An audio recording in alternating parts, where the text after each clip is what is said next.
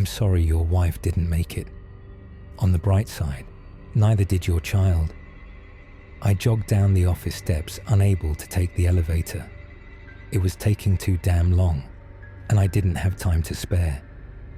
My shoes squeaked against the clean tiles, and I dogged the bodies of my colleagues. I barely got the chance to glance at Jackson. He wasn't having it, and grabbed my wrist right as I passed his cubicle. "Where do you think you're going?" He grinned. "She's in labor," I muttered, smiling ear to ear. His eyes widened. He mirrored my expression and stood from his chair. His grip on my wrist turned borderline painful, but the adrenaline rush alone helped me ignore it. "Well, why the hell are you still here? I'll handle your work. Go to your damn wife and kid." He pulled me into a quick but firm hug, patting my back twice as a gesture of good luck. And just like that, I was off out onto the parking lot, into my piece of shit Corolla. The highway, of course, had bumper-to-bumper traffic, and the heavy rain didn't do much to help. My phone would alternate between ringing and buzzing from messages from friends and calls from family. Appeared everyone and their mother knew about the good news, and it brought an odd sense of pride. Tori, my wife's sister, was the most persistent party called to ask where I was, as well as gave me updates on how Tiffany was holding up. She wasn't at all far from the delivery room. I could hear the mother of my child screaming her lungs out in the background. And sure, my heartbeat was in my throat for obvious reasons, but I couldn't focus of anything but the road and Troy's voice. "So if you don't get your ass here in the next 10 minutes, you'll officially be a deadbeat from day one," she warned. "Very funny. How is she?" I asked, honking my horn at some moron who tried to swerve lanes. Tori paused as if listening for my wife's cries of agony, then responded with, "She's been better, but I'm sure she's fine. I'll try to make it as soon as possible." "Yes, you will. Deadbeat clock is ticking. Tick-tock, tick-tock." "Tori, I'm kidding Jesus. Just get here as soon as you can. They'll be waiting for you." I smiled at her wording. I'm about to meet my baby girl. I'll see you soon, Tori." I hung up. I'm not a particularly religious person, but I was mumbling a prayer to myself. Barely remembering the words, stumbled over syllables, jumbled phrases, but I prayed, "If you're listening, please protect my wife and child. Pregnancy is dangerous enough. Tiffany definitely has complications with hers. It technically was never supposed to happen. For medical reasons, she's perfectly fertile, so am I. Her womb was healthy. I had a high sperm count.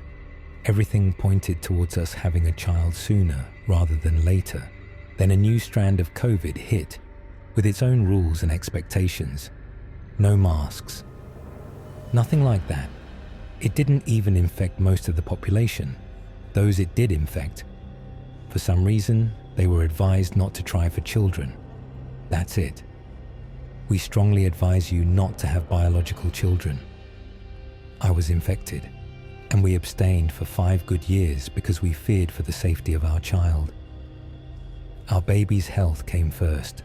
Our happiness was an afterthought. We were willing to wait.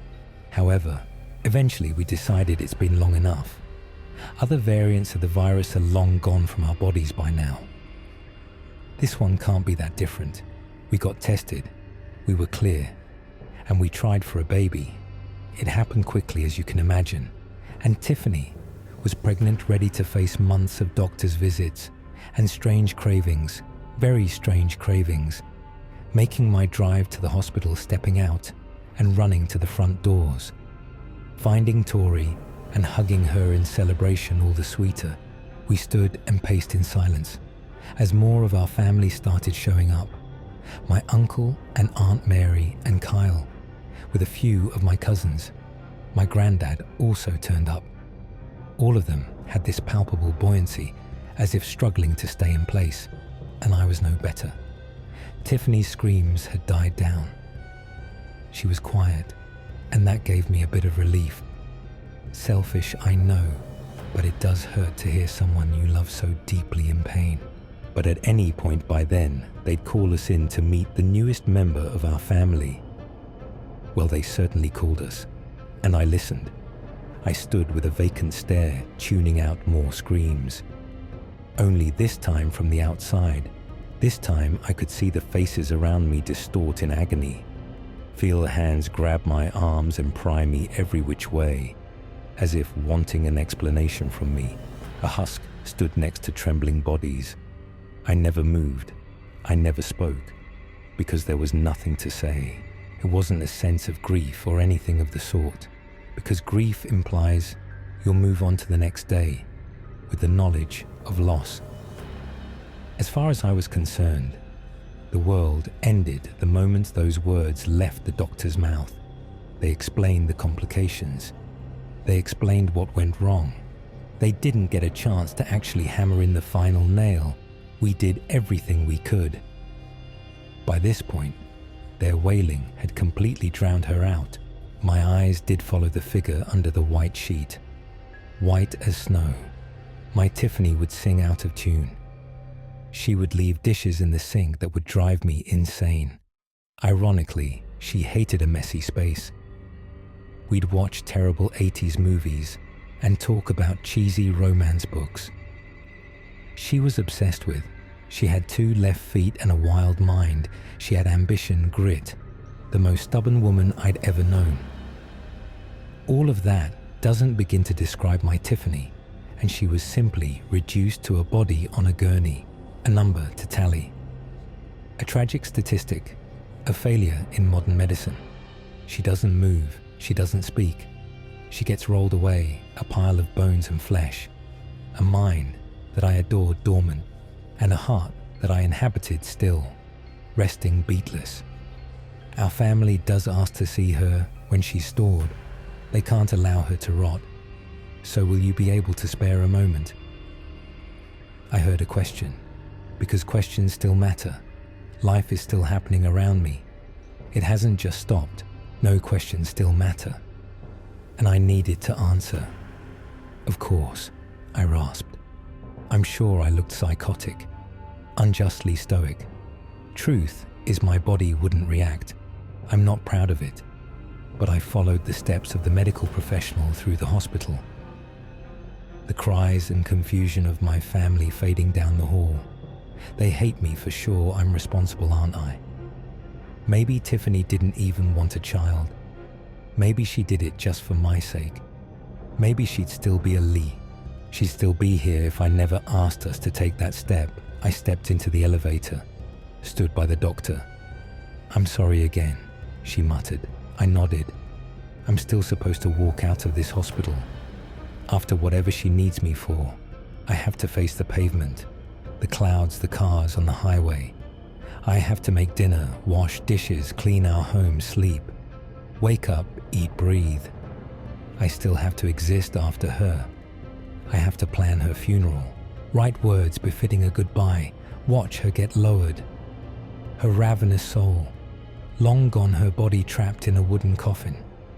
I have to watch them throw dirt over the wood, stop myself from jumping in with her. Sir, this way, please. I'm not sure how long she was standing there, but the elevator had long opened. A hallway untouched by sorrow revealed to me. A distant light flickers right at the corner. I'm sorry, I muttered, stepping out. I understand, she assured, continuing to lead me. Our steps are loud against the tiles and my phone vibrates every few seconds. It seems everyone and their mother knew what had happened. She stopped right in front of a door, no different from the rest, plainly white, regular silver doorknob. Just through here, she said. I nodded. Her steps once again sounded retreading the way we came. I touched the doorknob and heard one last phrase. I really am sorry. I'm sure she meant a lot to you, she comforted. I nodded. She was holding back more. Her eyes were glossed with the weight of witnessing what she did, and she knew there was nothing anyone could say. She walked back into the elevator I entered. It smelt of pine. Probably the large wooden desk at the far end of the office, an engraving too elaborate to even ponder, was facing me. It looked as if it was worth more than my entire life. The carpet, the curtains, the backdrop overlooking the city, the man himself, everything in that room looked more valuable than my life, including him. He didn't pay me immediate attention, still typing away on his laptop, and I wasn't in the spirits to announce myself. "Oh, hello there. How rude of me. Have a seat, have a seat," he chirped, adjusting his tie and straightening the papers on his mammoth desk. I wandered over, took a seat on one of his leather seats, and tried to introduce myself. I thought of doing so, and that alone was daunting. He cleared his throat. Offering a hand over his desk, I took it, shook it, and acknowledged his awkward grin. He had a head of silver hair, although didn't look much older than me. Distinctly blue eyes, an angular nose, and strong chin. He chuckled. "I'm sure you're not in the best of spirits." "Well, that's what I'm here for," he declared, right before calming his tone and dawning a serious disposition. The type you'd wear during a distant relative's wake. You never knew them, but you understand there's a performance of grief that's expected of you, of loss. Nothing could heal you. I'm sure nothing I say might bring her back. Tiffany. She was special, very, very special, and deserved a longer life than what she was given, he said. And I couldn't swallow the feeling that he was patting his own back over his ability to seem kind. "What am I doing here?" is what I decided to ask. He sighed. Was I supposed to participate in congratulating his behavior? "We let you down. We can't expect you to walk out with this level of dissatisfaction," he stated, dissatisfaction, as if she was a faulty product. "What number would it take to make this challenging time easier?" he asked. I didn't immediately react, and in the passing seconds, most people would get uncomfortable. He was starting to seem impatient, strumming his fingers on the desk, fiddling with the keys of his laptop. "I'm an inconvenience. We never asked for money," I said. "I was under the impression we owed the hospital." "You do," he claimed, "but you know not anymore. It's part of our apology." I've never heard of a hospital paying families of patients after a death. I mumbled, "Not unless they did something." "I assure you, we did our jobs as servants of the public and medical professionals," he interrupted. "It would be hard for you to understand at this exact moment, I'm aware." "What are you talking about?" I asked, sharp, toned, and out of patience. "What are you trying to say? I just lost my wife, goddammit. I have a family to keep together, and right now they're all waiting for me. So tell me why I'm here plainly, clearly." He sighed once again. "If you insist," he muttered. "Mr. Rhodes, your wife didn't make it, but you're aware of this. She died because of your child. It's unimaginable to lose them both, but it's what had to be done." I suck in a shallow breath. "Had to be done. You were advised to not have children." "Yes," I nod. "Well, there you go. You had one order. You might have adopted. Even a sperm donor would have worked in your particular situation. After all, Tiffany wasn't infected. But no, you insisted on the one thing medical professionals insisted against." He rambled. "We were tested. The order wasn't, 'We advise you not to have biological children until you're clear.' The order was, 'We advise you not to have biological children, period,'" he insisted. My eyes dropped to my lap, and I made a conscious effort at steadying my breaths. "I don't understand." "The new strand of COVID, Mr. Jones. It isn't a friend of reproduction, and all we asked of you was a bit of time to fully understand it. Most people listened. What makes you a lot special?" He complained. I listened. "We took your child, by extension, we killed your wife. He states it's blunt and moved on from immediately, because what was in her womb?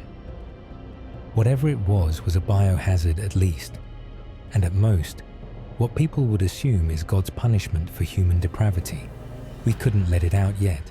Her body worked as a type of containment for your child. Took. Of course, that's all you heard, he sighs. You're a father. I'd expect nothing less. Yes, Mr. Rhodes, technically your child is alive. Where's my baby girl? You'll see her, he insisted. You will first. We have matters to sort out. Things you must understand. I'm not interested. I'm understanding anything.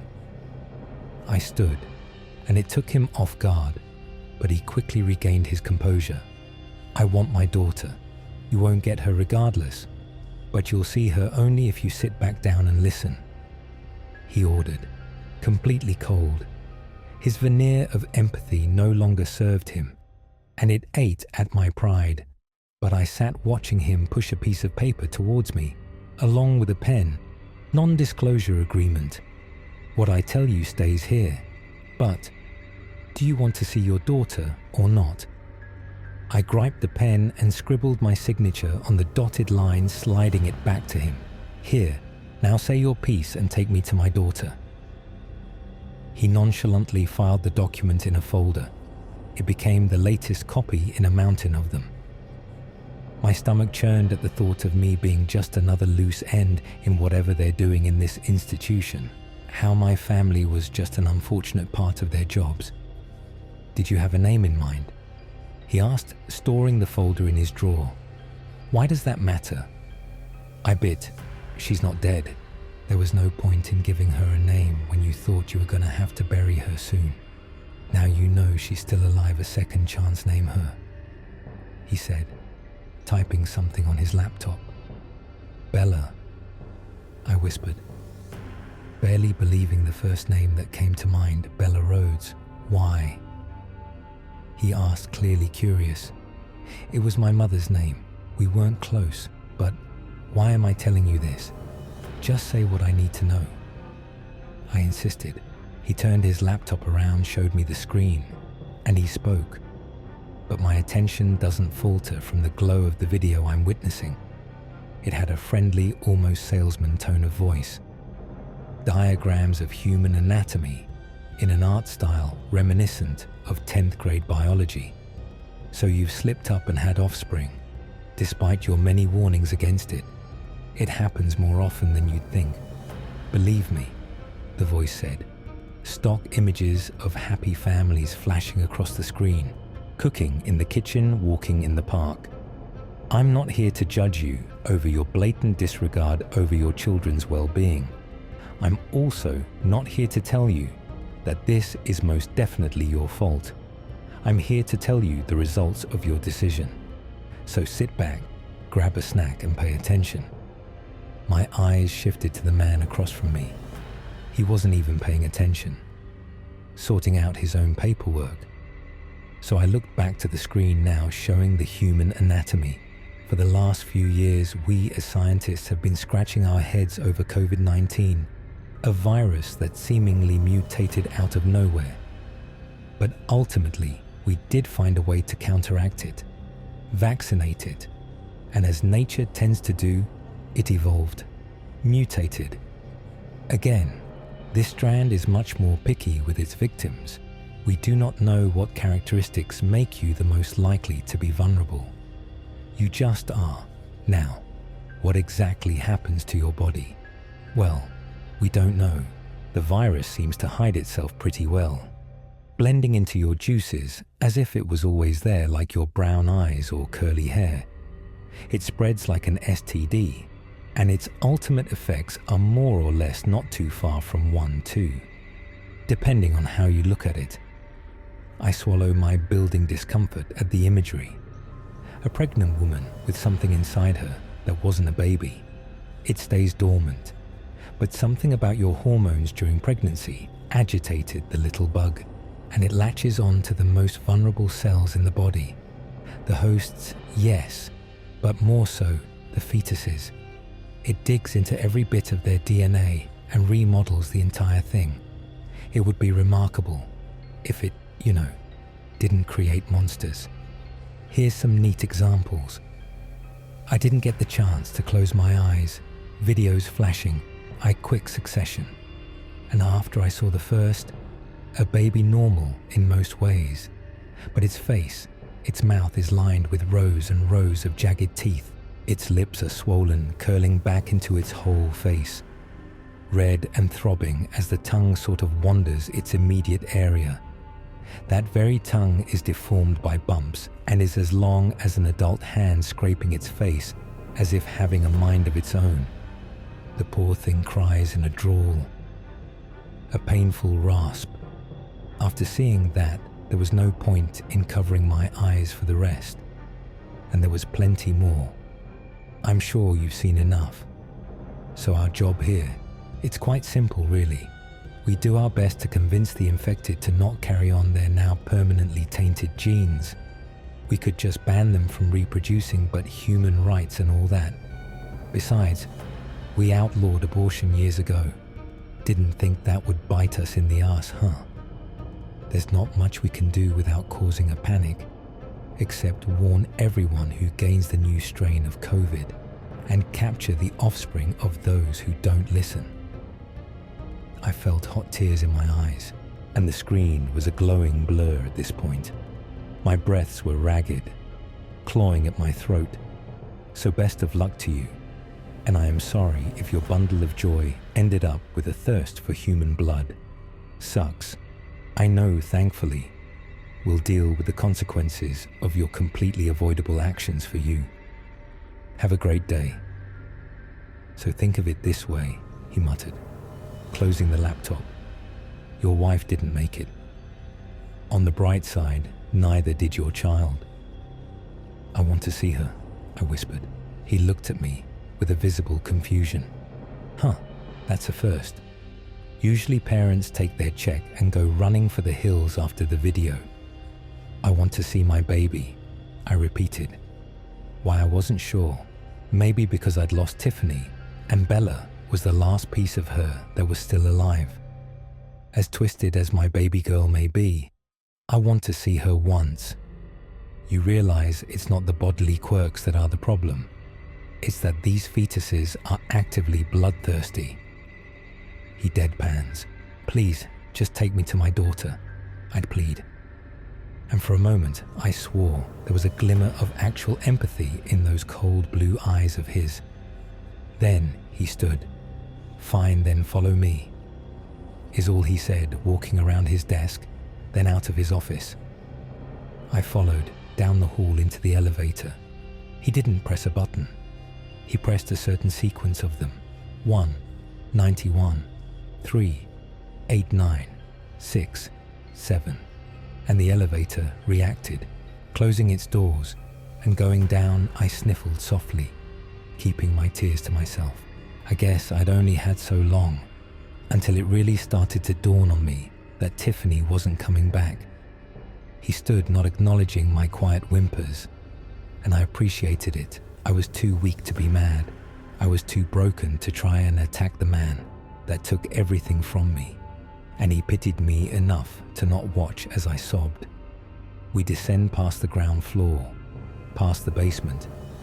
The numbers on the panel are no longer glowing. The ride took about 5 minutes before we reached our floor, and I tried not to think about how deep we were underground. The doors opened and unveiled an entirely normal-looking hallway of the hospital. It looked like any other, with the added exception of no windows to be seen. I suggest you don't go exploring, he advised, shrugging off his formal suit. He hung it on a rack right next to the elevator. He then grabbed a white lab coat, throwing it over his shirt. We won't be held responsible for what happens to you, he warned. Nodding towards the lab coats, I took the hint and put one on myself. It was a thick material. Oddly so. I suppose it helped with the cold air down there. I followed him down the hall and was wondering why we ignored every door we passed until we reached the wall, plain not a single remarkable thing about it. And we stood in silence, I almost dared to ask what we were looking at. Why were we just standing there until the wall slid away without much of a sound, revealing that the hallway continues behind it? An entirely different feeling to the one we just passed. A harsh blue light shone from the fluorescence. In place of white walls and plain doors, there were glass displays, and as we walked, my eyes did sprint from cage to cage. I mean, that's what these things were. Cells would be for humans. These creatures were of another species. Tiny bodies completely twisted and deformed, but not at all defenseless. First cage on my left, the fetus was crawling. Its face engraved with a deep sadness. No frown it would need a mouth to frown, and it had no such body part. Blank skin below its nose, which were just 2 holes on its face. I wanted to ask, what's so bad about that one? Surely it could still live a somewhat normal life. It couldn't. It did have a mouth on its back, not visible until it opens, ripping apart its little body. Of course, jaws and a horrifyingly long tongue that quickly pounded against the glass, aimed at my throat. I flinched and kept walking. Second cage on my right. It sits on the cold concrete of its cage. Its body faced away from me. Its head fully followed me as I walked. Past one of its legs. Just one is stretched to the length of a python. Its knee towering high above the rest of its body, stiff, and its toenails scratching at the floor. It had tunnel vision on me, and I wondered how on earth it would kill me. Then I decided I didn't want to know. You could always turn back, he offered, nonchalant to the reality around us. I'm here to see my daughter, I insisted. Why to traumatize yourself? Do you really want to see what we ripped out of your poor wife, what you put in her? He chastised. She would want me to see our daughter. I whispered, Aunt, she loved you. Yes, she did. We made a few sharp turns, revealing more fetuses, different states of hunger and decay, different ways to rip off your flesh all over their bodies. Then she wouldn't want something like that for you. She would never wish years of sleepless nights on you, eternal solitude from the weight of nobody understanding. No therapist, no family, no friend, no lover. Nobody will understand how it feels to see your child in this state. Tiffany wouldn't wish that upon you, he reasoned, and I had no response worthy of countering it. So I just continued to walk behind him. Suit yourself, he sighed, and enjoy the person you are now. He muttered as we reached a door, one of the only ones down here, because you'll leave here a different man. Why is Bella in this room? I asked. Because we're still assessing just how dangerous she is, what containment might be necessary for her, if she's harmless enough for this floor, or if we need to place her on the lower levels. Lower levels. A lot of you couldn't keep it in your damn pants, he said. Under his breath, annoyed.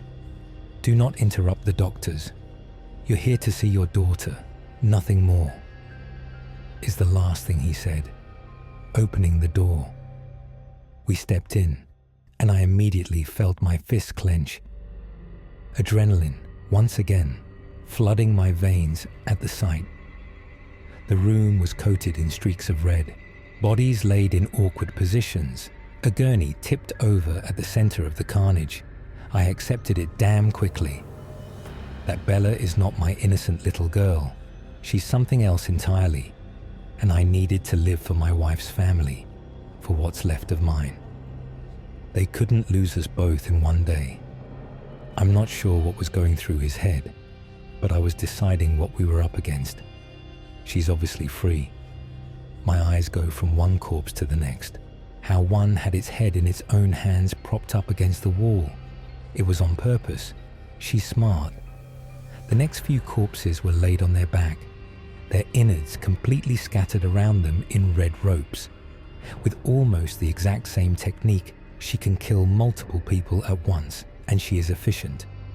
A body in the corner had a long red streak trailing from the roof right down to it. Head also severed.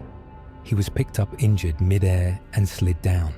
She's strong, really strong. From everything around us, she's sadistic and merciless, clearly enjoys the hunt. Stay calm, he muttered. Walking to a cabinet, swinging it open, a black metal safe inside, which he must have had the code memorized because he opened it with ease, pulling out a gun.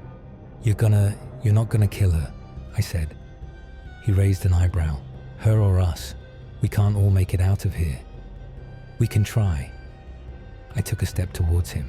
She somehow overtook the anesthesia in her system, enough to keep dozens of elephants asleep for days on end. And she woke up, kill everyone here in a matter of minutes. We can't contain something like that, he insisted. She's my baby. I muttered. Everyone here also had children. They also deserved to live. Your child took them away from their families. Your choice did this. I'm not putting your desires over anyone else's life, he said as he inspected his weapon. Stop acting like this is our fault, I shouted, feeling my blood bubble at his relentless accusations. All we wanted was a damn family, not this I lost Tiffany today. Now I'm losing Bella and you're acting as if you're to blame, he interrupted, taking a step towards me. You are Mr. Rhodes. His eyes were just as certain as mine. Do you want to know something I preferred to keep from you? Something that wasn't in that damn video, he asked. I'll tell you, this strand of the virus doesn't infect women. Men are its primary carriers. Ironically, men are the only ones who walk away unscathed. He seethed. You had one job, don't get your wife pregnant. If you had just told us, you wouldn't have believed us. We've tried. I've tried every method at stopping you people from having kids. It never works. And I always end up having to explain to men like you why your wives are now gone. Always beating around the damn bush. Using kid gloves like you didn't sign your wives' death warrants. You selfish bastards do this to yourselves. You are to blame. You killed Tiffany. He stated. I swallowed deeply, forcing tears to not show themselves. Now I'll get us out of here, and if I have to kill Bella, I will. He walked past me, and I took one last glance at the room. How the joy of my life somehow did it, and I thought about how I was about to watch that joy be ripped from me all over again. Gunshot. Several of them in quick succession, and my legs carried me to the chaos without another thought. The piece of metal slid across the tiles right to my feet. The walls were already marked with red, and the man was hanging off of the ground, held up by an arm with its body hidden just around the corner. Its flesh hanging off, its thin bones dangling with his movements in meaty shreds. Its skin, or what was left of it, was red and irritated, but certainly it had a chilling amount of strength. His legs weakly tried to sway his hand, pried at the grip around his torso. Long fingers completely wrapped around him, the fingertips slowly sinking into his chest with an ease that made my own stomach squirm. He screamed louder and louder, and the hand kept him in place as if wanting me to observe his torture. God, shoot it, please, he begged, desperately pounding at the fingers with his fist, and his assaults went unnoticed. I trembled, grabbing the gun at my feet, and my quivering dulled my aim. Its fingertips sunk deeper and slowly started parting, as if working with dough. His chest, the inside slowly showed. Blood dripped on his expensive suit, and on the floor I could see intestines squirming together, taking up odd spaces and hanging out like sausage links. And I wondered how he was still conscious. Kill it, kill me, do something for the love of Christ, he screamed. And so I did. I fired several bullets, squeezed the trigger out of pure fear, and had no perception of my own aim. A few hit the wall, a few hit the tiles, a few hit the fingers, a few must have hit him. And then click, click, click. The gun was out of ammo, and as if on cue, the hand released its grip, and he fell to the ground with his butchered chest. Taking his last ragged breaths, I crept towards him, and I could see his exposed pink plump lungs take their last few pumps of air. I knelt there for a few minutes, not out of guilt. He killed Tiffany Moore, so understanding that I'll probably meet a similar fate, and giving myself a moment or two to accept that inevitably I stood back up and walked the way we came, knowing full well that Bella was somewhere that way, probably blocking the exit. Still, I walked to her. Tiffany died by the hands of strangers. I'd die by the hands of my little girl. I could hear a chuckle. The type you'd expect while flying an aeroplane over your child's head, calling them the cutest little thing to ever exist. Quiet coughs that you'd hear if you wrapped them in a blanket swaying near a fire. Ignoring the storm outside that's upset them, Bella sounded precious. And as I made my last turn, Bella looked precious. A beautifully dark skin tone, almost matching her mother's. She blinked at me, and I returned the action. She was sat on the cold floor. She wasn't clothed yet. She must have been cold, but showed no signs of it. She glanced at the other cages.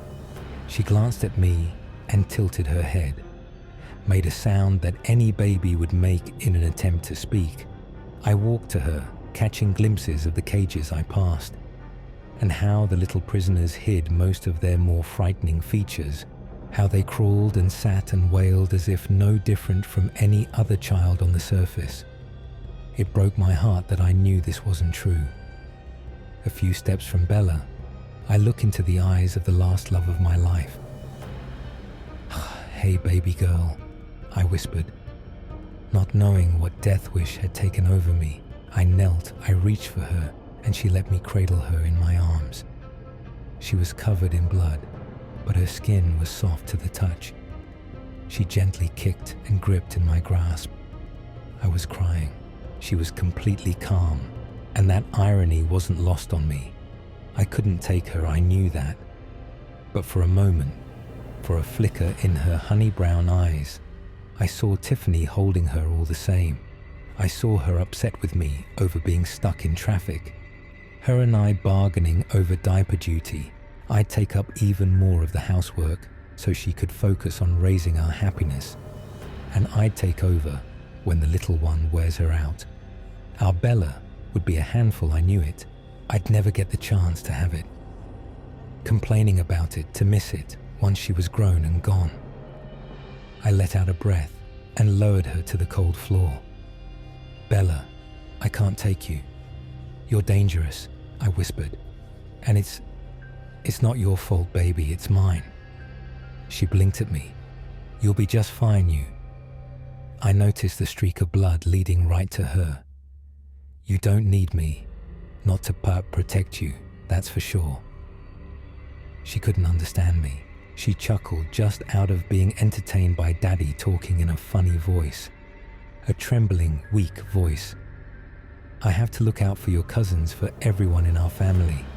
I can't let you hurt them. I know it's selfish, baby. I know, so please forgive me."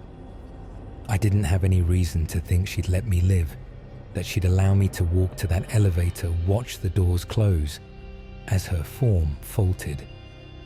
A few fingertips peeling from her little lips.